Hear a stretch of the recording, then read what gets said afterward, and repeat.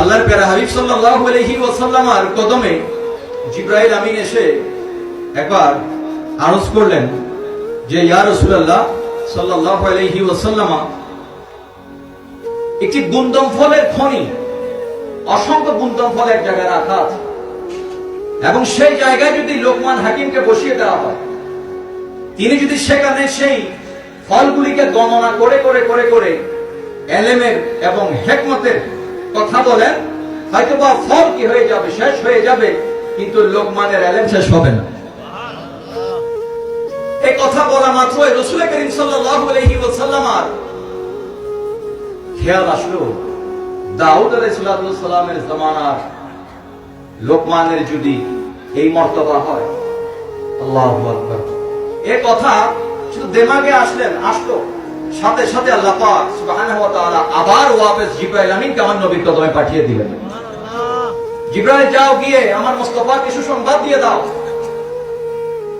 দাউদ নবীর জামানার মধ্যে লোকমান ছিল, কিন্তু আমার মুস্তাফার উম্মতদের মধ্যে নোমান আছে। আমার নবীর উম্মতদের মধ্যে কে হবে? নোমান। কেননা ইমামে আজমের নাম হচ্ছে নোমান। নোমানের সামনে যদি কায়নাতের সমস্ত ফলগুলিকে এক জায়গায় করে সেই জায়গায় যদি নোমানকে বসিয়ে দেওয়া হয়, আর নোমান যদি সেখান থেকে একটা একটা ফল গণনা করে, ফল শেষ হয়ে যাবে, নোমানের এলেম এবং হিকমত শেষ হবে না। এই জন্য আমার নবীজি বলেছেন, ইনদা ইলমি আবি হানিফা, আমাকে খুঁজো ইমামে আজম আবু হানিফার এলেমের মধ্যে। মুহতারাম হাজিরিন, যার অসংখ্য অগণিত ছাত্র রয়েছে, তার মধ্যে 50 জন এমন ছাত্র ছিলেন যারা কাজীর কুজা ছিলেন, বিচারক ছিলেন, যার ছাত্রদের এই মাকাম, যেমন আব্দুল্লাহ ইবনে মুবারক,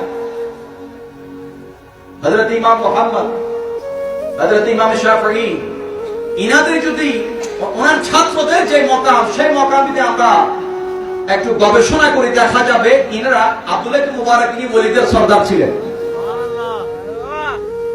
অতএব আল্লাহ পাক সুবহানাহু ওয়া তাআলা আমাদেরকে এই যে সিলসিলার আমরা কার্যক্রম চালিয়ে যাচ্ছি, এই সিলসিলার কার্যক্রমকে আমাদেরকে সামনে দিকে এগিয়ে নিয়ে যাওয়ার তৌফিক দান করুন।